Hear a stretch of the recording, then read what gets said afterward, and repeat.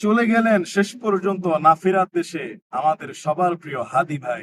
ইন্না লিল্লাহি ওয়া ইন্না ইলাইহি রাজিউন। আর কেউ আর বলবে না যাসটা চলে হাদি ফিরে আয় কে। সেই হাদির সেই গর্জে ওঠা সেই টকবক যুবকের মতো কণ্ঠে কবি নজরুলের সেই বক্তব্য আর সেই কবিতা আর কেউ শোনাবে না। 2024 আবু সাইদের বুকে গুলি, আর 2025 হাদি ভাইয়ের কানে গুলি। এই দুইটা রক্তে বাংলাদেশের আরেকটা বিপ্লব ঘটতে যাচ্ছে দেখবেন।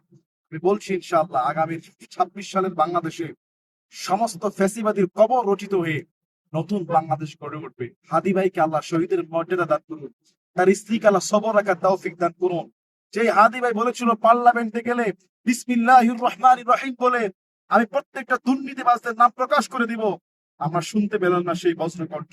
থামিয়ে দেওয়া হলো তার আওয়াজ। কোথায় থেকে এই অপশক্তি, কোথায় তাদের এত শক্তি আসছে? জুলাই আন্দোলনের বিপ্লবীদের ভুলের কারণে আজকে বাংলাদেশে এখনো পর্যন্ত তারা পর্যন্ত নিরাপদ নয়। নেক্সট টার্গেট তবে কে? শোনা যাচ্ছে হাসান আব্দুল্লাহ ভাই।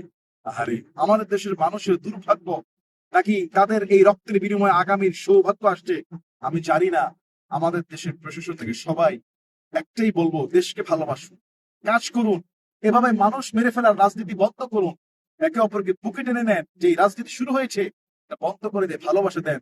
কত হাদির আর আপনারা প্রাণ দিবেন? এই জমিনে যত হাতির রক্ত ঝরবে, এই জমিনে ততই বেশি ইনসাফের বীজ কায়েম হবে। যারা এখনো পর্যন্ত জুলুমিয়াতের গোড়ায় বিশ্বাসী, মনে রাখবেন আগামীর সোনার বাংলাদেশে সমস্ত জুলুম অত্যাচার সমস্ত রকমের ফ্যাসিবাদের কবর রচিত হয়ে আগামীর তরুণরাই বাংলাদেশকে সাজাবে ইনশাআল্লাহ। আল্লাহ, তুমি এই হাতির রক্তকে কবুল করে নাও। আল্লাহ, তুমি এই হাতি ভাইয়ের রক্তের বদৌলতে সোনার এই বাংলাদেশের 16 কোটি মানুষের মেহনতি গরিব মুসলমানদের অধিকারকে তুমি রক্ষা করে দাও। এখনো পর্যন্ত যারা ধান্দাবাজি, চাঁদাবাজি, ঘুষ দেশের মানুষের অধিকার খরণের চিন্তা ভাবনা করছে, আল্লাহ তাদের কবল থেকে এদেশকে হেফাজত করে নতুন হাদির নতুন বাংলাদেশকে তুমি কবুল করো। আল্লাহুম্মা আমিন। সিঙ্গাপুরে হাদি ভাই মারা গিয়েছে, গোটা বাংলাদেশ কাঁদছে।